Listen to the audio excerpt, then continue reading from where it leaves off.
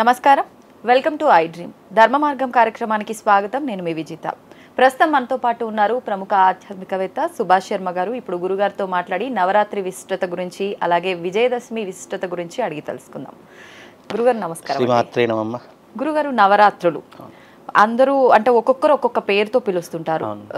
దుర్గామాత నవరాత్రులని, దేవి నవరాత్రులని, శరణ్ నవరాత్రులు అని, మనకి దసరా ముందొచ్చే ఈ నవరాత్రుల్ని మనం రకరకాలుగా పిలుచుకుంటాం. ఏంటి అసలు ఈ నవరాత్రుల విశిష్టత?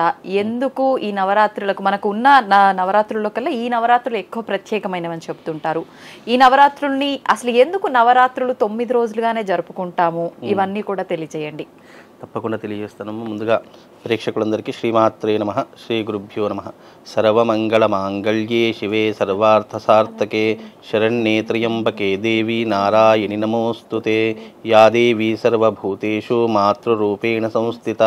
నమస్తస్సై నమస్తస్సై నమస్తస్సై నమో నమః. శారదా నవరాత్రులు అనేటటువంటివి చాలా ప్రత్యేకమైనటువంటివి. ఈ కాలాన్ని అంటే ఆశ్వీజ మాసం ఏదైతే వస్తుందో ఆ కాలాన్ని యమకాలము అని అంటారు. అంటే యమధర్మరాజు యొక్క కోరలు అనేటటువంటి బయటకు వచ్చేటటువంటి సమయమే ఈ ఆశ్వీజ మాసం. ఆశ్వీజ మాసం నుంచి మొదలుకుంటే గనక ఇదంతా కూడా రాత్రి తొందరగా అయ్యేటటువంటి వేళా సమయము ఈ యొక్క ఆశ్వీజ మాసం నుండి ప్రారంభమవుతుంది. అంటే ఈ యొక్క పగటి కాలం తక్కువ కాలం ఉండి రాత్రి కాలం అనేది తొందరగా అయ్యేటటువంటి కాలమే ఆశ్వీజ మాసము. అంటే సాయంకాలం మనం మామూలు రోజులలో చూసుకుంటే 6:45 పావుదక్క 7 గంటల వరకు మనకు సంధ్య వేళ అయ్యేది. కానీ ఈ ఆశ్వీజ మాసం నుండి 5:30 మొదలయ్యింది అంటే చీకటి పడడం ప్రారంభమవుతుంది.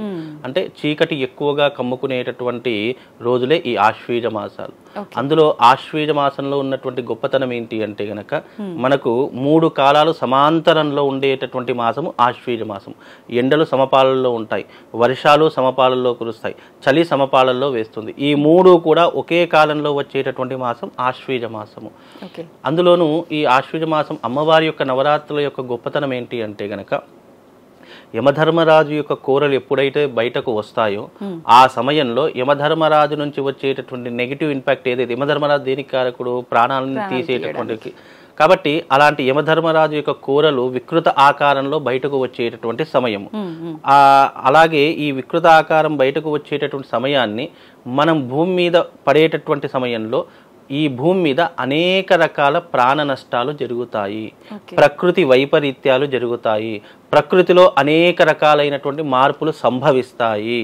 కాబట్టి ఈ ప్రకృతిలో జరిగేటటువంటి ప్రకృతికి ప్రతిరూపమే జగన్మాత ఆదిపరాశక్తి. స్త్రీ శక్తి ప్రకృతికి ప్రతిరూపం. కాబట్టి ఆ స్త్రీ శక్తిని పూజించడం అనేటటువంటిది ఒక పద్ధతి. అయితే ఇక్కడ పద్ధతులు పురాణాలు అనేక రకాలుగా వర్ణించడం జరిగింది. అమ్మవారి యొక్క వైభవం, దేవీ నవరాత్రులు ఈ రకంగానే చేసుకోవాలనేటటువంటి సందర్భాలు ప్రాంతీయాన్ని బట్టి, ఆచారాన్ని బట్టి, సాంప్రదాయాన్ని బట్టి అన్ని రకరకాలుగా మార్పు చెందుకుంటూ వస్తాయి. కాబట్టి కొంతమంది శారదా నవరాత్రులు అంటారు, కొంతమంది భవానీ నవరాత్రులు అంటారు, కొంతమంది దేవీ నవరాత్రులు అంటారు. శరద్మాసంలో వచ్చే శరద్ ఋతువులో వచ్చేటటువంటిది కాబట్టి శరద్ నవరాత్రులు అంటూ ఉంటారు. ఇలా అనేక రకాలతో పేర్లు పిలుచుకుంటూ ఉంటారు. దేవీ భాగవతంలో చెప్పినటువంటిది గొప్పతనం ఏంటంటే యమధర్మరాజు నుంచి వచ్చేటటువంటి ఆ వికృతమైనటువంటి ఆ దంశోక్షరాలు ఏవైతే ఉంటాయి, దంశోక్షరాలు అంటే 2 కోరలు బయటకు వచ్చేటటువంటి సమయం. ఆ సమయంలో భూమి మీద ఎన్నో రకాలైనటువంటి జీవరాశులు, ప్రాణశక్తి అంతా కూడా క్షీణించేటటువంటి సమయం. కాబట్టి ఈ సమయంలో మనకు ఒక శక్తి కావాలి, ఒక శక్తి మన దగ్గర ఉంది అని అంటే గనక ఆ యమధర్మరాజు నుంచి వచ్చే నెగిటివ్ ఇంపాక్ట్ని మనము అధిగమించవచ్చు, దాని నుంచి తప్పించుకోవచ్చు అనేటటువంటి దానితో కూడా ఈ నవరాత్రి ఉత్సవాలను మనం విశేషంగా జరుపుకుంటాం. అలాగే మహిషాసురుణ్ణి మర్దించడానికి అవతరించినటువంటి తల్లే దుర్గాదేవి. కాబట్టి ఇక్కడ అమ్మవారి యొక్క ప్రతిరూపాలు ఏవైతే 9 రూపాలు ఉన్నాయో అమ్మవారి శక్తి ఒకటే, కానీ ఆ శక్తి నుంచి ఉద్భవించినటువంటి రూపాలు 9.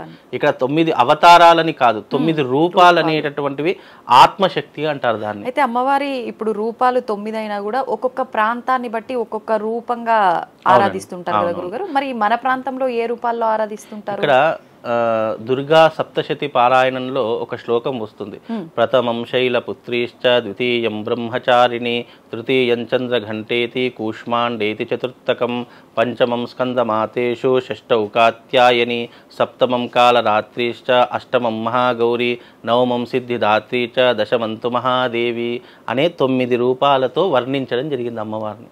ఇక్కడ శాస్త్రము ధర్మం ఏదైతే చెప్పిందో అదే మనం ఆచరించాలి తప్ప నేను అమ్మవారిని రకరకాలుగా పూజిస్తాను, నేను భక్తితో పూజిస్తాను, నా దగ్గర చాలా డబ్బు ఉంది, నేను డబ్బు ఎంతో ఘనంగా ఇక్కడ అమ్మవారి యొక్క వైభవం అనేటది ఘనంగా చేయడము లేదా ఆర్భాటంగా అంగులు ఏర్పాటు చేయడం కాదు. మన భక్తి ప్రపత్తులను అమ్మవారి చరణ పాదాల దగ్గర పెట్టడమే అమ్మవారి నవరాత్రి యొక్క వైభవం. అదే పెద్ద వైభవం, దానికి మించినటువంటి వైభవం మరొకటి లేదు. నువ్వు బంగారంతో అమ్మవారికి కిరీటం పెట్టినా లేదా అమ్మవారికి ఒక విస్తరాకులు తీసుకొచ్చి నైవేద్యం పెట్టినా నువ్వు భక్తితో పెట్టినటువంటిది తృణమో రుణమో పత్రమో ఫలమో ఏదో స్వీకరిస్తుంది తప్ప నువ్వు గర్వంతో నా దగ్గర డబ్బు ఉందని చెప్పేసి 10 మంది దగ్గర నేను చూయించుకోవడానికి నేను అమ్మవారికి అది చేస్తాను ఇది చేస్తాను అని చెప్పడం అనేటటువంటిది మూర్ఖత్వం. ఈ మధ్య కాలంలో అవే సంభవిస్తున్నాయి అన్నీ కూడా. నేను గ్రాండ్గా చేస్తాను, అమ్మవారికి అన్ని ఏది కావాలంటే అది చేద్దాము అనడం గొప్పతనం కాదు. నువ్వు మనస్ఫూర్తిగా తూచా తప్పకుండా మనస వాచ కర్మణ చేసే త్రికరణ శుద్ధితో చేసే ఏ పనికైనా అమ్మవారు నీకు రక్షగా ఉంటుంది. అందులోనూ మహిషాసురుని మర్దించడానికి అమ్మవారు దాల్చినటువంటి 9 శక్తులే ఈ 9 రూపాలుగా వర్ణించడం జరిగింది.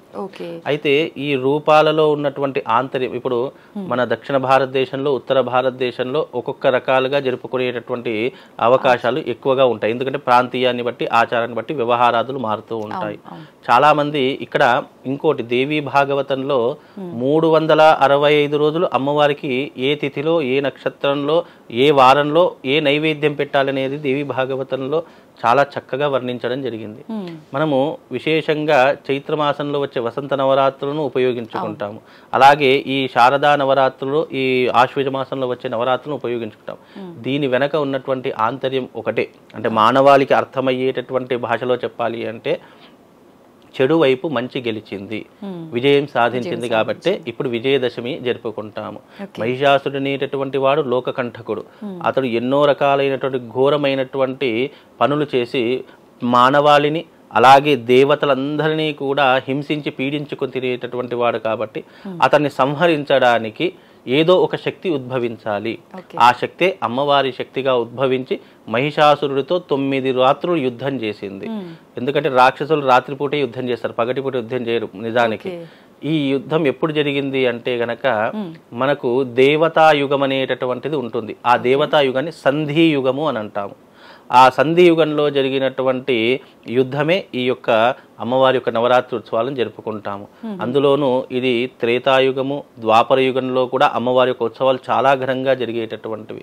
కాబట్టి మహిషాసురుడు అనేటటువంటి లోకకంటకుడు చనిపోయిన తర్వాత అందరూ ఆనందంగా విజయోత్సవం, అమ్మవారి విజయం సాధించింది కాబట్టి ఈ విజయాన్ని అందరూ పంచుకోవాలి, ఈ విజయాన్ని అందరూ కూడా సెలబ్రేషన్ చేయాలి అనే దానితో వచ్చినటువంటిదే ఈ యొక్క దసరా నవరాత్రి. అంటే విజయదశమి రోజు లోకకంటకుడు చనిపోయాడు కాబట్టి ఆ రోజున ఏది చేసినా కూడా అందులో విజయం చేకూరుతుందని చాలా మంది విజయదశమి రోజున అనేక రకములైనటువంటి పనులు చేస్తూ ఉంటారు. కాబట్టి అందుకే విజయదశమి చాలా విశేషమైనటువంటిదిగా భావన చేస్తాము. ఆ రోజు ఆయుధ పూజలు చేస్తూ ఉంటాము, ఆ రోజున మన వాహనాలకు పూజ చేస్తూ ఉంటాము. ఇక అనేక రకాలైనటువంటి పూజలు ఆ విజయదశమి రోజున చేస్తాం. వ్యాపార స్థలాలలో కూడా చాలా మంది పూజ చేస్తూ ఉంటారు. కాబట్టి ఈ విజయదశమి చాలా ప్రత్యేకమైనటువంటిది. నవరాత్రుల్లో అమ్మవారిని ఎంత భక్తితో పూజించాము అనేటటువంటిదే చూసుకోవాలి తప్ప ఎంత ఘనంగా పూజ చేశామో అనేటటువంటిది అమ్మవారికి అవసరం లేదు. ఎందుకంటే అమ్మవారు ఆదిపరాశక్తి, ఆమె తలుచుకుంటే కానిది లేనిది అంటూ ఏమీ లేదు. కానీ మనం మానవ మాత్రం మన స్తోమత వరకు ఎంతవరకు ఉందో అంతవరకు ప్రయత్నం చేయడం చాలా ఉత్తమమైనటువంటి పని. అంతేగాని పులిని చూసి నక్కవాతలు పెట్టుకున్నట్టుగా ఎవరో ఏదో చేశారని చెప్పేసి దాన్ని మనం ఆచరణలో తీసుకొని అలాగే మనం చేద్దామనుకోవడం మన మూర్ఖత్వం. కనుక అమ్మవారి యొక్క నవరాత్రులు నిష్టగా భక్తితో ఒక సంకల్పంతో ఆచరణ చేసుకోండి. అలా చేసుకుంటే ఆ తల్లి జగన్మాత 100% వాళ్ళని కరుణిస్తుంది, కటాక్షిస్తుంది. నీ కష్టకాలంలో ఆ తల్లి వచ్చి నిన్ను ఆదరిస్తుంది. దీని వెనుక ఉన్నటువంటి ఆంతర్యం అమ్మ. గురుగారు, ఇప్పుడు ఒక్కొక్క రోజు అమ్మవారిని ఒక్కొక్క రూపంగా ఆరాధిస్తుంటాం కదా, మరి ఏ రోజు ఏ రూపంలో అమ్మవారిని ఆరాధించాలి? ఆ అమ్మవారిని ప్రత్యేకంగా ఎటువంటి పదార్థాలతో, ఎటువంటి పూలతో, ప్రత్యేకించి అమ్మవారిని రంగు మొదటి రోజు అమ్మవారికి ఈ రంగు ఇలా కూడా చెప్పుకుంటూ ఉంటారు కదా, అవన్నీ కూడా అయితే అమ్మవారికి కట్టేటటువంటి వేసేటటువంటి ఆభరణాలు చెప్తారు, అలాగే అమ్మవారికి కట్టేటటువంటి చీరలు చెప్తారు. ఫలానా ఈ రోజు ఇదే చీర కట్టాలి, ఈ రంగులో ఉన్నటువంటి చీర కట్టాలి అని చెప్పేసి చెప్తుంటారు. అలాగే అమ్మవారికి ఫలానా ఈ తిథి రోజు ఈ నైవేద్యం పెట్టాలి అని కూడా చెప్పడం జరిగింది. అయితే ఇక్కడ వేదమునందు పురాణమునందు ఒక్కొక్క పురాణంలో ఒక్కొక్క రకంగా అమ్మవారిని వర్ణించడం జరిగింది. ఇక్కడ ఏదైనా శక్తి అనేటటువంటిది ఒకటే. అయితే ఇక్కడ అమ్మవారి యొక్క తిథి ప్రకారం ఇప్పుడు మూలా నక్షత్రంలో వచ్చిందనుకోండి, అమ్మవారికి తెలుపు రంగు చీర కట్టేసి అమ్మవారిని సరస్వతి అవతారంగా చాలా మంది కొలుస్తూ ఉంటారు. అలాగే పంచమి వచ్చిందనుకోండి, అమ్మవారి లలితా పంచమి రూపకంగా ఆ లలితా పరమేశ్వరి రూపకంగా కొలుస్తూ ఉంటారు. అష్టమి వచ్చిందనుకోండి, దుర్గాదేవి యొక్క దుర్గాష్టమి అంటాము, అంటే దుర్గాదేవి అవతారంగా కొలుస్తూ ఉంటాము. ఇలా అమ్మవారి యొక్క ప్రత్యేకమైనటువంటి తిథులు కొన్ని ఉన్నాయి. దసరా నవరాత్రి ఉత్సవాలు 9 రోజులు వచ్చేటటువంటి తిథి. పాడ్యమి నుంచి విజయదశమి వరకు అమ్మవారి యొక్క అవతారం అనేటటువంటిది కొన్ని గ్రంథాలలో చెప్పడం జరిగింది. అయితే మన ప్రాంతీయ ఆచారాన్ని బట్టి దేని ఆధారంగా మనం నవరాత్రులు చేసుకుంటాము అంటే, విజయవాడ కనకదుర్గ అమ్మవారి యొక్క ఆలయంలో ఎలాంటి కైంకర్యాలు జరుగుతున్నాయి, అమ్మవారి యొక్క రూపాలు ఏ రకంగా ఉంటాయి, వాళ్ళు ప్రతిరోజు ఏ రూపాన్ని అలంకరిస్తున్నారో దాని ఆధారంగానే మనము ఈ తెలంగాణ ప్రాంతంలో దాని యొక్క ఆచార వ్యవహారాదులతో మనం రూపాన్ని అక్కడ స్వర్ణాలంకార కవచం అని చెప్పేసి అమ్మవారికి మొదటి రోజు స్వర్ణాలంకారమైనటువంటి చీర కడుతూ ఉంటారు, అంటే గోల్డ్ రంగు శారీ. అమ్మవారికి పూర్తిగా బంగారు ఆభరణాలు, బంగారపు రంగులో బంగారంతో కూడినటువంటి కవచము అమ్మవారిని ధరిస్తారు. కాబట్టి స్వర్ణాలంకార అవతారం అని చెప్పేసి మొదటి రోజు చేస్తుంటారు. బాలా త్రిపుర సుందరి దేవి అవతారం అని చెప్పి, మహాలక్ష్మి అవతారం అని చెప్పేసి, అలాగే లలితాదేవి అవతారము, గాయత్రి అవతారము, ఇలా అమ్మవారికి 9 రోజులు 9 రూపాలు ఉన్నాయి. కానీ దేవీ సప్తశతిలో ఇచ్చినటువంటి రూపాల ఆధారంగానే అమ్మవారిని పూజించాలి అని చెప్పేసి మనకు ధర్మం ఒక మార్గాన్ని నిర్దేశించింది. కాబట్టి ఆ రూపాలతో ఇవి పురాణ రూపాలు అని అంటారు. దీన్ని పురాణ పద్ధతిలో ఏ ఋషులు మునులు దేవతలందరూ కూడా ఏ రూపంలో ఆరాధించారో ఆ రూపాలను దేవీ సప్తశతిలో చాలా చక్కగా వివరించారు. కానీ మానవాళికి అవన్నీ అర్థం కావు. శైలపుత్రి, బ్రహ్మచారిణి, చంద్రగంట అంటే అర్థం కాదు. కాబట్టి దాన్ని ఏం చేశారు, ఆల్టర్నేట్గా మార్చి అమ్మవారి యొక్క రూపము స్వర్ణాలంకార అవతారము, అలాగే గాయత్రీ దేవి అవతారము, లక్ష్మీదేవి యొక్క అవతారము, అలాగే అమ్మవారి లలితాదేవి యొక్క అవతారము, సరస్వతీదేవి యొక్క అవతారము, దుర్గాదేవి యొక్క అవతారము, అలాగే ఆదిపరాశక్తి దేవి యొక్క అవతారం. ఈ రకంగా 9 రోజులు 9 రూపాలను వర్ణించడం జరిగింది. అంటే ఇప్పుడు మీకు దుర్గాదేవి అంటే అర్థమవుతుంది, భవానీ అంటే అర్థమవుతుంది, అలాగే లలితా పరమేశ్వరు అంటే అర్థమవుతుంది. అదే నేను ఈ రూపంలో ఇవి చెప్పాను అనుకోండి, మీకు ఎవరికైనా అర్థమవుతుంది.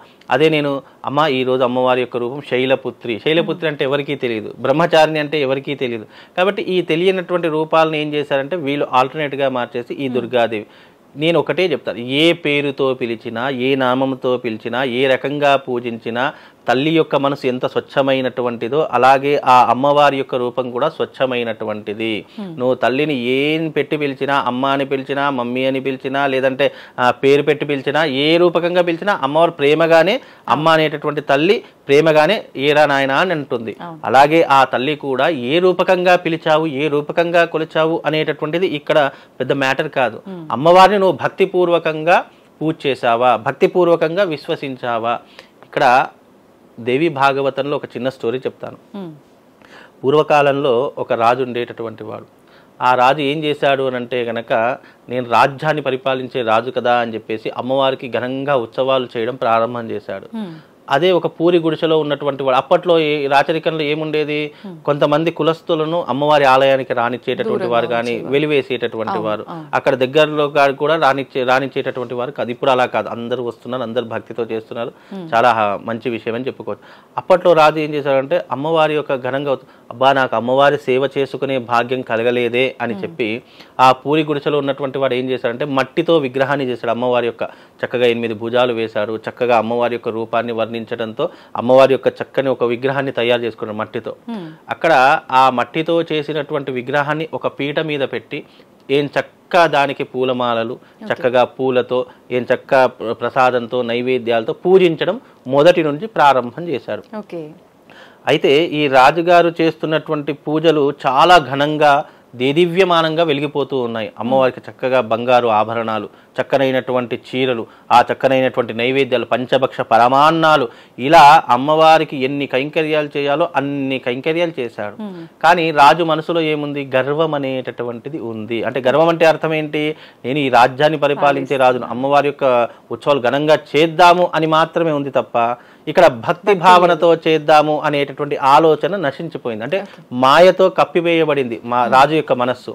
కానీ ఇక్కడ ఏం జరిగింది అని అంటే గనక, ఈ భక్తుడు ఎవరైతే మట్టితో విగ్రహం చేసి పూజ చేస్తున్నాడో, అమ్మా నువ్వు ఉన్నావు, నిజంగా నీ యొక్క అనుగ్రహం నాకు కూడా కావాలి, నీ దగ్గరికి వచ్చే భాగ్యం నాకు లేదు కనుక నా ఇంట్లోనే నేను రహస్యంగా పూజిస్తాను తల్లి అని చెప్పేసి భక్తితో ఆ 9 రాత్రులు ఆ యొక్క సాధకుడు అమ్మవారి యొక్క నవరాత్రి ఉత్సవాలను చేశాడు.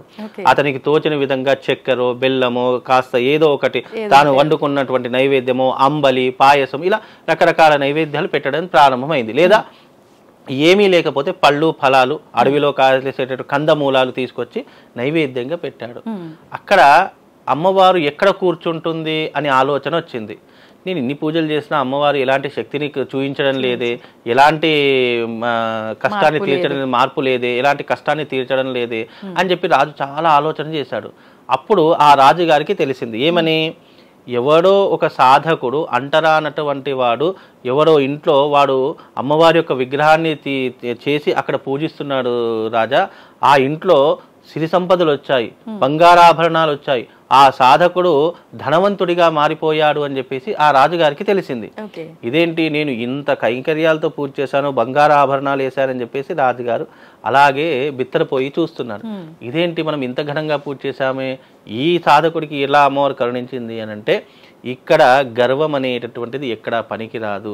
నువ్వు నిశ్చలమైనటువంటి భక్తితో మట్టి విగ్రహం చేసి నువ్వు నిశ్చలంగా ఏది భక్తిపూర్వకంగా సమర్పిస్తే ఆ తల్లి అది మాత్రమే స్వీకరిస్తుంది. అంటే ఆ తల్లి ఎక్కడ ఉంది? ఉన్నటువంటి రాజుగారి ఇంట్లో కాదు, ఇక్కడ పూరి గుడిసెలో, ఏమీ లేనటువంటి పూరి గుడిసెలో ఉన్నటువంటి ఆ ఇంట్లో మట్టి రూపకంగా అమ్మవారి యొక్క ప్రతిరూపంలో ఆ అమ్మవారు కొలువై ఉంది. రోజు అతను చేసే పూజ చూస్తూ ఉంది తన కళ్ళతో. ఆ కళ్ళతో చూస్తున్నటువంటి పూజ అమ్మవారు సంతోషిస్తుంది. ఏ అమ్మవారైనా సరే భక్తితో చేసేటటువంటి ఏ పూజనే సంతోషిస్తుంది.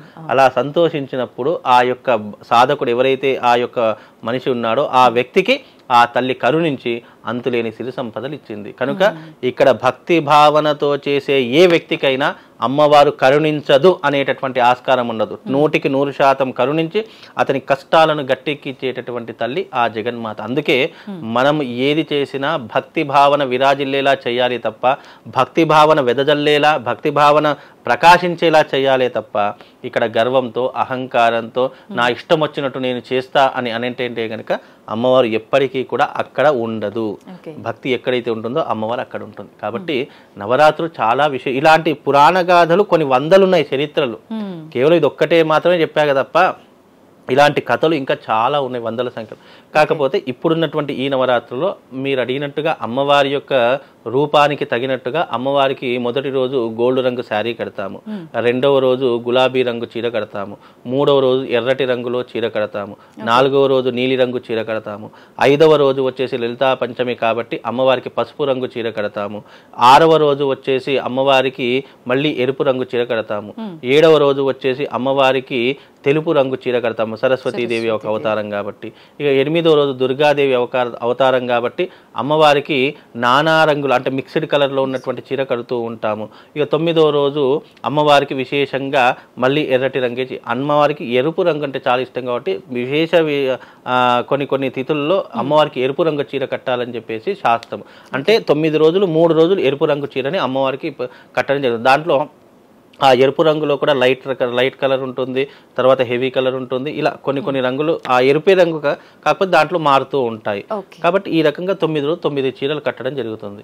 ఇక అమ్మవారి ప్రసాదానికి వస్తే గనక మొదటి రోజు అమ్మవారి యొక్క స్థాపన ఉంటుంది, అఖండ దీపారాధన ఉంటుంది, అలాగే ఘటస్థాపన అని చెప్పి చేస్తూ ఉంటారు. ఈ నవధాన్యాలు ఏవైతే ఉన్నాయో అవి ఒక మట్టి అంటే గంగ మట్టి తీసుకొచ్చేసేసి ఆ మట్టిని అంతటినీ కూడా ఒక కంచు పాత్రలో మట్టి పాత్రలో నింపి దాంట్లో ధాన్యాలు పోస్తాం. ఇప్పుడు మనం పొలం నాట్లు వేసినప్పుడు విత్తనాలు ఎలాగైతే వేస్తామో దీనిని ఘటస్థాపన అంటూ ఉంటాము. ఈ ఘటస్థాపన ఏదైతే ఉంటుందో ఆ 9 రాత్రులు ఘటాలను పూజిస్తూ ఉంటాము. ఆ ఘటాలను పూజించి అఖండ దీపారాధన చేస్తాం. అంటే ఏ రోజైతే మనం పాడ్యమి రోజు వెలిగించినటువంటి దీపం ఉంటుందో అది 9 రాత్రులు అఖండంగా వెలిగేటటువంటి దీపము. ఆ ఎప్పుడైనా అమ్మవారు ప్రకృతి పరంగా ఉంటుంది కాబట్టి ఇక్కడ ఘటస్థాపన చేస్తూ ఉంటాం. ఇప్పుడు వాటిని ఏం చేయాలి? 9 రోజుల తర్వాత 9 రోజులు పూజ చేసి అమ్మవారి యొక్క నిమజ్జనం ఎలాగైతే చేస్తామో అవి కూడా నీళ్ళలో నిమజ్జనం చేయడం అనేటటువంటిది ఆచారం అని. ఏది చేసినా చివరికి అమ్మవారు చేరేటటువంటిది గంగ ఒడిలోకే చేరుతుంది. ఆ గంగ ఒడిలో మనం చేసిన మనకు ఇప్పుడు ఎగ్జాంపుల్ గా మన ఇంట్లో ఏదైనా పటం పగిలిపోయింది, లేదంటే మనకి ఏదైనా పూజనీయమైనటువంటి వస్తువు మనకు అది చేజారిపోయింది, లేదా అది మనం వినియోగించకుండా అయిపోయింది, భిన్నం అయిపోయింది అని అంటే అది మొట్టమొదటిగా ఏదో దేవాలయంలో రావి చెట్టు కింద పెట్టేయడము లేదా గోదావరిలో నిమజ్జనం చేయడము ఇలాంటివి మాత్రం. అంటే ఏదైనా పనికిరానటువంటి వస్తువు, ఇప్పుడు ఈ శరీరం మనం శక్తితో ఉన్నాము, మనం చక్కగా ఉన్నాం, నడుస్తున్నాం, శరీరంలో జీవం ఉంది, జీవం వెళ్ళిపోయిన తర్వాత దీన్ని ఏం చేస్తాము? మట్టిలో కలిపేస్తాము. అలాగే ఏ వస్తువు అయినా సరే అది పనికి రాదు అని అనుకున్నప్పుడు అది జలంలో కలవడం కానీ లేదా అగ్నిలో కలవడం కానీ ఈ రెండే ప్రామాణికాలు ఉన్నాయి. కనుక ఈ యొక్క 2 ప్రామాల్లో మనకు ఇవన్నీ కూడా మళ్ళీ మనం దాన్ని ఎక్కువ రోజులు ఉంచుకోలేము, దాన్ని ఎక్కువ రోజులు పోషించలేము, ఘటాలను కానీ దీపాన్ని కానీ ఎక్కువ రోజులు చూసుకోలేము. కాబట్టి మనం ఏం చేస్తాము? 9 రోజుల తర్వాత అమ్మవారి యొక్క నిమజ్జనము చేసేటప్పుడే ఈ ఘటాలన్నీ కూడా నిమజ్జనం చేసేసి అక్కడ పెట్టేసి వస్తూ ఉంటాం అన్నమాట. ఓకే. అయితే గురుగారు చాలా మంది 9 రోజులు కూడా ఒక దీక్ష తీసుకొని ఎరుపు రంగు వస్త్రం కట్టుకొని చేస్తూ ఉంటారు కదా, అది ఎలా చేయాలి ఏంటి? చాలా మంచి ప్రశ్న. ఇది చాలా రోజుల నుంచి అనేక సందర్భాల్లో చెప్దాం అనుకున్నాను, కానీ ఎక్కడ ఆస్కారం దొరకలేదు. ఈరోజు చెప్తాను. భవానీ మాల అనేటటువంటి దుర్గాదేవి నవరాత్రుల్లో వేసేటటువంటి మాల అత్యంత పవిత్రమైనదిగా భావన చేసుకోవాలి. మనిషి మామూలు రోజులో జీవించేటటువంటి దానికి మాల వేసుకున్న తర్వాత జీవించే జీవన విధానానికి చాలా వ్యత్యాసం ఉంటుంది. చాలామంది తెలుసుకోవాలి ఈ విషయం. ఏదో మాల వేసుకున్నాం కదా, దీక్ష తీసుకున్నాం కదా, ఇక అయిపోయిందిలే కదా అనుకొని ఎప్పుడైతే నువ్వు భావన చేసుకుంటావో ఆ జీవితంలో నీకు మార్పు అనేది కనిపించదు. మార్పు ఎలా కనిపిస్తుంది? అసలు మాల అంటే అర్థం ఏంటో తెలుసా? నువ్వు నీ జీవన విధానాలలో ఉన్నటువంటి మార్పులను ఈ మాల వేసుకున్న తర్వాత నీ జీవన విధానంలో ఉన్నటువంటి మార్పులు రెండింటిని గమనించాలి. ఫస్ట్ మామూలు రోజులలో నేను 3 పూట్ల అన్నం తింటాను, మామూలు రోజుల్లో నాకు పని లేకపోతే నేను 3 పూటలా పడుకోగలుగుతాను. మామూలు రోజుల్లో ఈ శరీరానికి రకరకాలైనటువంటి లేపనాలు రాస్తూ ఉంటాము, రకరకాలైనటువంటి మేకప్లు చేసుకుంటాము, ఎన్నో రకాలుగా హెయిర్ స్టైల్ చేసుకుంటూ ఉంటాము. అంటే లౌకిక జీవనంలో మనం ఎలా ఉండాలో అది మన ఇష్టంగా వ్యవహరిస్తూ ఉంటాం. కానీ ఒక్కసారి నువ్వు మాల వేసుకున్నావా, ఒక్కసారి నువ్వు దీక్ష తీసుకున్నావా, లేదా నీ మనస్సులో సంకల్పం చేసుకున్నావా, ఆ రోజు నుంచి నీ జీవితం చేంజ్ అయిపోతుంది. నువ్వు 3 పూటలా పడుకోవడానికి వీలుండదు, 3 పూటలా ఆహారం తినడానికి వీలుండదు, నువ్వు చెప్పులు వేసుకోవడానికి వీలుండదు, నువ్వు ఉదయాన్నే లేచేటటువంటి సమయాన్ని కూడా సూచించేటటువంటిది మాల. మాల వేసుకున్నాము అని అంటే నువ్వు పూర్తిగా అమ్మవారికి అంకితం చేయబడినటువంటి ఒక సాధకుడవు. పూర్తిగా 100% నియమాలు. మాల వేసుకున్నాము అని అంటే నిజానికి మాల వేసుకోవడం అనేటటువంటిది ఏంటి అంటే గనక అది ప్రత్యక్షంగా చూయించేటటువంటి, పరోక్షంగా ఉన్నటువంటిది ఏంటంటే మనసా వాచా కర్మణ. నువ్వు మనస్సులో త్రికరణ శుద్ధిగా నేను అమ్మవారి దగ్గర నిష్టగా ఉంటాను అంటే దానికి మించినటువంటి మాల ఇంకోటి లేదు. అదే పెద్ద మాల. కాకపోతే ఏంటంటే మాల వేసుకోవడం అనేటటువంటిది మనకు ఒక గుర్తుగా ప్రతి క్షణం మనకు గుర్తు చేస్తూ ఉంటుంది. అలా గుర్తు చేస్తున్నట్టు మాల వేసుకున్న సాధకులు ఎవరైతే స్వాములు ఉంటారో వాళ్ళు తప్పకుండా పద్ధతులు పాటించాలి. వాళ్ళకు ఉన్నటువంటి పద్ధతులు ఏంటి? ఉదయాన్నే అంటే తెల్లవారుజామున 5 గంటల వరకు నిద్ర నుంచి మేలుకొని చక్కగా నువ్వు స్నానం చేసుకొని కాలకృత్యాలన్నీ తీర్చుకొని స్నానం చేసి అమ్మవారి యొక్క జపమాల ఏదైతే ఉంటుందో ఆ జపమాల తీసుకొని అమ్మవారి యొక్క నామ సంకీర్తన నువ్వు చేయవలసిందే. నువ్వు అలా చేయకుండా మాల వేసుకుని కదా నా ఇష్టం వచ్చినప్పుడు లేస్తాను, నా ఇష్టం వచ్చినప్పుడు నేను పూజ చేస్తాను. ఈ మధ్యకాలంలో చాలా మంది 6:30-7 గంటల వరకు పడుకుంటున్నారు, 8-9 గంటల వరకు నేను పూజ చేసుకున్నాను స్వామి అని అంటున్నారు. నువ్వు మాల వేసుకున్న కఠిన నియమాలు పాటిస్తేనే మాల వేసుకోవాలి. ఇప్పుడు అయ్యప్ప స్వాములు మాల వేసుకుంటారు, ఎంత కఠినమైనటువంటి దీక్ష చేస్తూ ఉంటారు, ఒంటి పూట భోజనం చేస్తుంటారు, చెప్పులు లేకుండా నడుస్తూ ఉంటారు, ఎన్నో రకాల కష్టాలు పడుతూ ఉంటారు. వాళ్ళు కనీసం నెత్తికి నూనె పెట్టరు, కనీసం దుయ్యనైనా దుయ్యరు, కనీసం అద్దం కూడా చూసుకోరు. ఇలా కఠినమైనటువంటి నియమాలతో కూడుకున్నటువంటిదే మాల అని అర్థం చేసుకోవాలి. 1 సంవత్సరం వేసుకున్నారు అంటే ప్రతిసారి వేసుకోవాలా గురుగారు? అది మన ఇష్టం పైన ఆధారపడి ఉంటుంది. అది సంకల్పం అనేటటువంటిది మన ఇష్టం మీదనే ఆధారపడి ఉంటుంది. కానీ కొంతమంది ఏం చేస్తారు అని అంటే గనక ఒకసారి మాల వేశాను కదా ఇక 9 సంవత్సరాలు తప్పనిసరిగా మాల వేయాలి అనే ఆలోచన ఉంటుంటుంది. కాకపోతే ఈ 9 సంవత్సరాలలో వాళ్ళ జీవితంలో ఎలాంటి మార్పులు జరుగుతాయో తెలియదు. వాళ్ళ ఇంట్లో ఏదైనా ఇబ్బందే జరగవచ్చు, లేదా ఇంట్లో ఏదైనా పనికి రాకపోవచ్చు. అలాగని చెప్పేసి వెయ్యకపోతే ఏదో చెడు జరిగిపోతుందని భయపడాల్సిన అవసరం కూడా లేదు. మన మనస్సు, మన సంకల్పం, మనం ఎంతవరకు నియమంగా ఉంటాము అనేటటువంటిది ఆలోచన చేసుకుని మాల వేసుకోవాలి తప్ప నా ఫ్రెండ్ వేశాడు కదా నేను వేయొచ్చు కదా తప్పేముంది, నాకు సోపతిగా ఉంటాడు లేదా నాకు ఆసరాగా ఉంటాడని చెప్పేసి ఎప్పుడు కూడా అలా మాల. నువ్వు మనసా వాచా కర్మణ త్రికరణ శుద్ధితో అమ్మవారి మీద పూర్తి విశ్వాసంతో నేను కఠినమైనటువంటి నియమాలు ఆచరణ చేస్తాను అని అంటేనే మాల వేసుకోండి. అంతేగాని పులిని చూసి నక్కవాతలు పెట్టుకున్నట్టుగా ఎవరినో చూసి నువ్వు ప్రలోభపడకు. ఎందుకంటే అందరూ ఒకేలా ఉండలేరు. చాలా మంది అమ్మవారి విశ్వాసంతో మాల వేసుకున్నటువంటి వాళ్ళు ఉంటారు. మాల వేసుకున్నప్పుడు కూడా మనం మాట్లాడే భాష కానివ్వండి, మనం మాట్లాడే తీరు కానివ్వండి కొన్ని రకాలుగా మార్చుకోవాలి అని చెప్పేసి అన్నాడు, శాస్త్రంలో చెప్పడం జరిగింది. ఈ మాట్లాడే పద్ధతులు కానివ్వండి, మనము ఆచరించే విధానాలు కానివ్వండి, మనల్ని చూసి ఇంకో 10 మంది నేర్చుకోవాలి అనే ఆశ ఉండాలి తప్ప ఇక్కడ మనల్ని చూసి అరే ఇదేదో ఎంజాయ్మెంట్లో వేసుకోవచ్చు, ఇదేదో చాలా చక్కగా ఉంది, మనం కూడా వేసుకుంటే పనికి వెళ్ళాల్సిన అవసరం లేదు లేదా పని చేయాల్సిన అవసరం లేదని చెప్పి చాలా మంది ఇది చేస్తుంటారు. లేదా ఈ మాల వేసుకొని మనల్ని ఎవరు ఏమనరు కదా అని చెప్పేసి కూడా కొంతమంది వేసుకుంటూ ఉంటారు. కనుక మాల అనే దానికి అర్థం ఏంటంటే కఠినమైనటువంటి నియమాలు పద్ధతులు నువ్వు పాటిస్తానంటేనే మాల వేసుకోవాలి తప్ప అనవసరంగా మాల వేసుకొని ఆ మాలలో ఉంటూ నువ్వు ఏదైనా చేయకూడనటువంటి తప్పులు చేశావంటే మాల వేసుకున్న తర్వాత ఎంత కఠినమైనటువంటి నియమాలు పాటిస్తావో ఆ తల్లి అంతే నీ జీవితంలో మంచిని ఇస్తుంది. నువ్వు మాల వేసుకొని నువ్వు చెడుగా ఉంటాను, నా ఇష్టం వచ్చినట్టుగా ఉంటాను అంటే అదే రకమైనటువంటి శిక్షను కూడా వేస్తుంది. ఒక తల్లి ఒక బిడ్డ తప్పు చేసినప్పుడు కోపగించుకుంటుంది. అదే బిడ్డ ప్రయోజకుడు అయ్యాడంటే చాలా చక్కగా నా కొడుకు ప్రయోజకుడు అని 10 మందితో చెప్పుకుంటుంది, ఆనందపడుతుంది. అలాగే తల్లి విషయంలో మాల విషయంలో కూడా అదే రకంగా ఉంటుంది. నువ్వు మాల వేసుకుని ఏదైనా తప్పు చేసావు, నువ్వు మాల వేసుకున్నావంటే నువ్వు పూర్తిగా అమ్మవారి యొక్క కొడుకుతో సమానము, అమ్మవారి యొక్క పుత్రుడితో సమానము. ఆ మాలలో ఉండి నువ్వు తప్పు చేసావంటే 100% అమ్మవారు నిన్ను శిక్షిస్తుంది. నువ్వు మాలలో ఉండి 10 మందికి సహాయం చేశావు, 10 మంది నువ్వు నిన్ను చూసి ఇంకో 10 మంది మాల వేసుకోవాలని ఆలోచన వచ్చిందంటే అమ్మవారు నిన్ను ఆఫ్టర్ ఈ మాల తీసేసిన తర్వాత విజయదశమి నుంచి నీ దశ తిరిగిపోయి నీ జీవితంలో విజయాలు అనేటటువంటివి ఉంటాయి తప్ప అపజయం అనేటటువంటి లేకుండా ఆ తల్లి ఎప్పుడు నీ పక్కనే ఉండి నేను రక్షిస్తూ ఉంటుంది. అంత విశేషమైనటువంటిది మాల. కనుక మాల వేసుకునేటటువంటి వారు 1కి 10 సార్లు ఆలోచన చేసి మాల వేసుకునే ప్రయత్నం చేయండి. మాలలో ఉన్నప్పుడు ఆ తల్లిని పూర్తిగా నమ్మండి. ఏదైనా నమ్మకం, మన సనాతన ధర్మం నమ్మకం మీదే ఆధారపడి ఉంది, అంతకు మించి ఇంకేం లేదు. గురువుల సమక్షంలోనే వేయాలి. 100% గురువు ఆడవాళ్ళు కూడా వేసుకుంటారు, చాలా మంది వేసుకుంటారు, భవానీ మాత దీక్ష తీసుకుంటారు. ఇక్కడ మాల తీసుకోవడానికి, నియమాలు పాటించడానికి, పద్ధతులు పాటించడానికి స్త్రీ పురుష తారతమ్య భేదాలు లేవు. అసలు నిజానికి భగవంతుడు అనేటటువంటి వాడు ప్రకృతిని స్త్రీ అన్నది, వికృతిని పురుషుడు అన్నదే తప్ప భగవంతుడికి కూడా స్త్రీ పురుష తారతమ్యాలు ఏమీ కూడా ఉండవు. కాబట్టి స్త్రీలు కూడా మాల వేసుకోవచ్చు. మాల వేసుకున్నప్పుడు పద్ధతిగా ఉండి సాంసారికమైనటువంటి జీవితానికి దూరంగా ఉండి ఉపవాస దీక్షను పాటించి కఠినమైనటువంటి నియమాలను పాటిస్తే ఎవరైనా వేసుకోవచ్చు. ఎవరైనా మాల ఎందుకు వేసుకుంటారు? పుణ్యం రావాలి, నేను చేసిన పాపాలు తొలగిపోవాలి, లేదా నాకు భగవంతుని యొక్క సంపూర్ణమైనటువంటి అనుగ్రహం కావాలి అని వేసుకోవడమే మాల వెనుక ఉన్నటువంటి ఆంతర్యం తప్ప మాల వేసుకుంటే ఏదో అద్భుతాలు జరిగిపోతాయని కాదు. మాల వేసుకున్నందుకు ఆ తల్లి అమ్మవారి యొక్క సంపూర్ణమైనటువంటి అనుగ్రహాన్ని పొందారు. ఇక్కడ అనుగ్రహము అంటే భక్తుడు అనేటటువంటి వాడు ఎలా ఉండాలి? అసలు నిజమైనటువంటి భక్తుడు ఎవరు? ఎవరికైనా తెలుసా?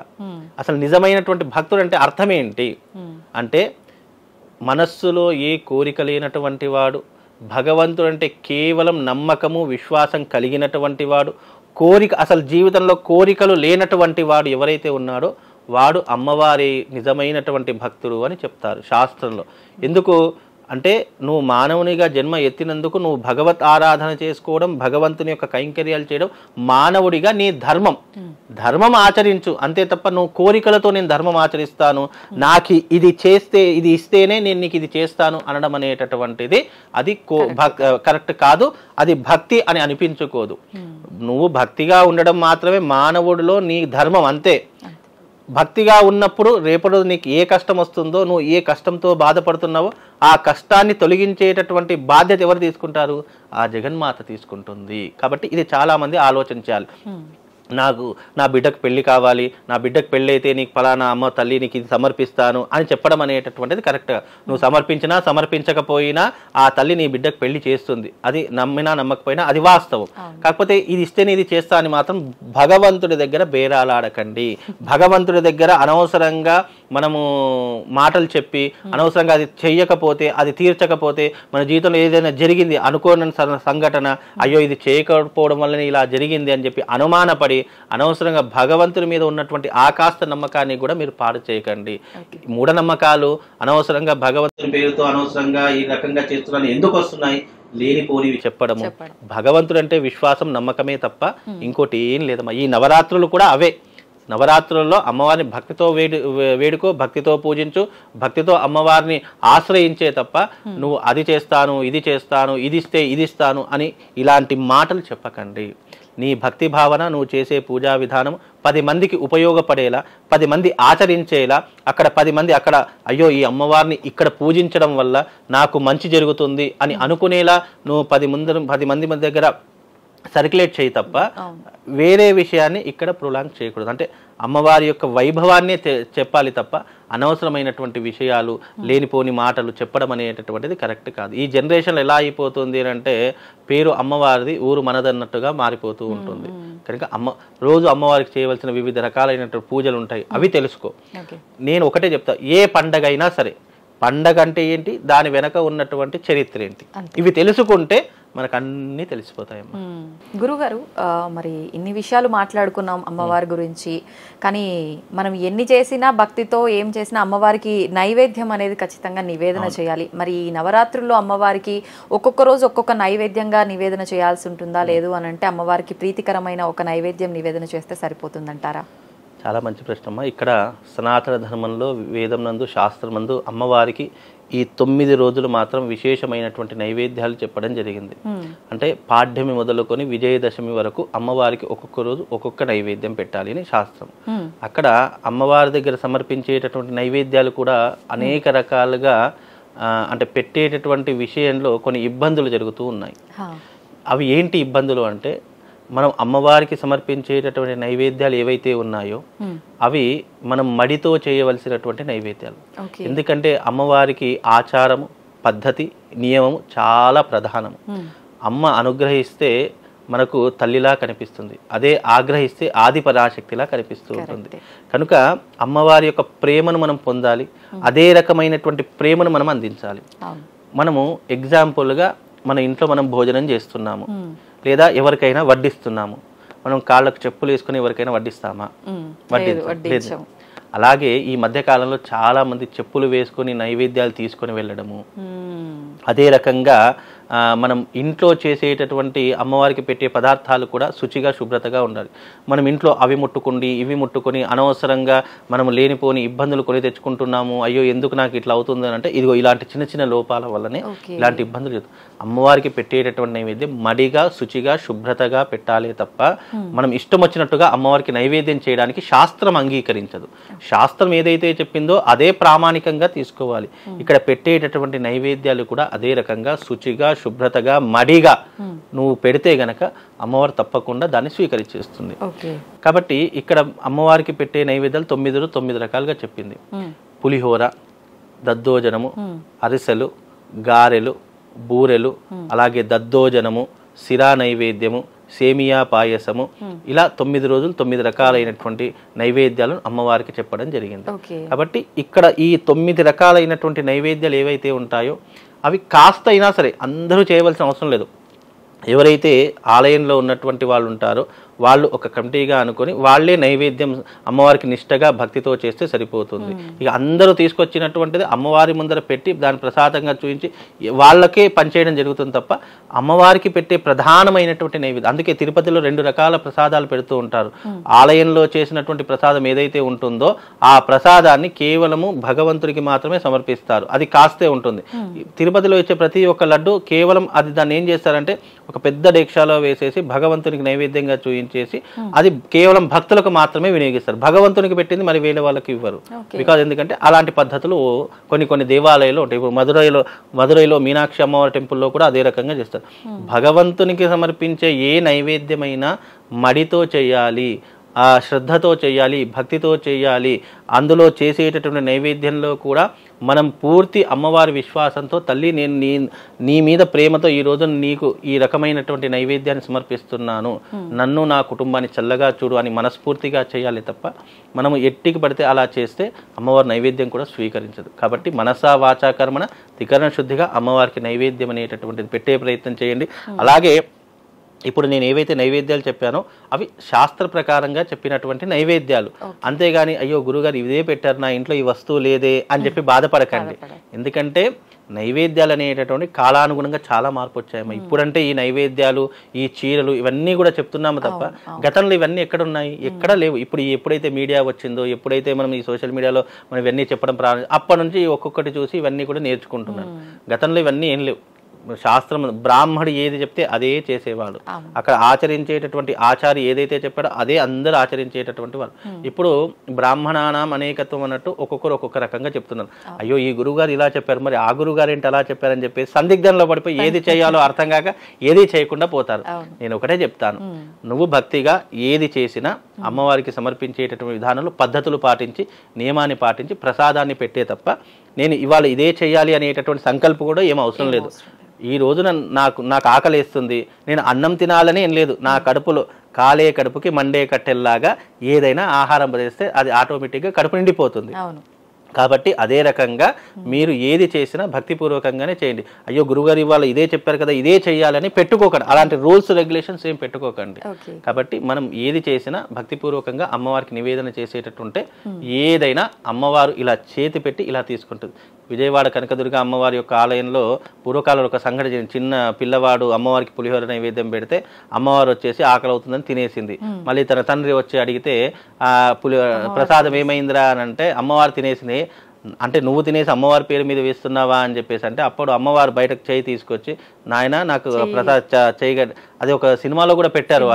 అది నిజంగా జరిగినటువంటి సంఘటన. విజయవాడ కనకదుర్గలో నిజంగా జరిగినటువంటి సంఘటనే ఇది జరిగింది. అది సినిమాలో పెట్టారు. అలా అంటే అమ్మవారు మనం భక్తితో నిజంగా ఆ చిన్న పిల్లవాడికి ఏం తెలుసు, ఏమి తెలియదు, నిష్కల్మషమైనటువంటి మనస్సు. అదే నిజంగానే అమ్మవారు వచ్చి తింటుందేమో అదే ఆలోచనతో ఉన్నాడు కాబట్టే అమ్మవారు వచ్చి నిజంగా తిన్నది. అంటే అలా నిష్కల్మషమైనటువంటి అంటే మనం యద్భావం తద్భవతి, మనం నమ్మినటువంటి రూపంగా అమ్మవారిని మనం కొలిస్తే ఆ తల్లి తప్పకుండా నిజంగా తిన్నా కూడా పెద్ద ఆశ్చర్యపోవాల్సిన అవసరం లేదు. కాబట్టి ఇలాంటివి జరుగుతూ ఉంటాయి. అంటే మనం కంటితో చూసినా కూడా కొన్ని నమ్మలేనటువంటి సంఘటనలు కూడా జరుగుతూ ఉంటాయి. కాబట్టి అమ్మవారి యొక్క నైవేద్యం వెనుక చాలా అంతరం ఉంది. మీరు భక్తితో ఏది పెట్టినా అమ్మవారు స్వీకరిస్తుంది. అంతే తప్ప ఇదే పెట్టాలి అదే పెట్టాలి రూల్స్ అండ్ రెగ్యులేషన్ పెట్టుకోకండి. ఎందుకంటే కాలానుగుణంగా వాతావరణంగా కొన్ని దొరుకుతాయి, కొన్ని దొరకవు వస్తువులు. ఈ శాస్త్రంలో చెప్పిందే పెట్టాలి అంటే మనకి ఇప్పుడు ఉన్నటువంటి ఈ జనరేషన్లో అలాంటి వస్తువులు దొరకవు. కాబట్టి ఇప్పుడు ఈ శిరా నైవేద్యం, పులిహోర, దద్దోజనం ఇవన్నీ సహజ సిద్ధంగా దొరికేటటువంటివి కాబట్టి ఫ్రీ ఉన్నవి కాబట్టి ఆ రకమైనటువంటి పద్ధతిని చేసుకోండి. తప్పకుండా శుభం లాభం కలుగుతుందమ్మా. సంతోషం గురుగారు, ధన్యవాదాలు. చాలా మంచి విషయాలు తెలియజేశారు.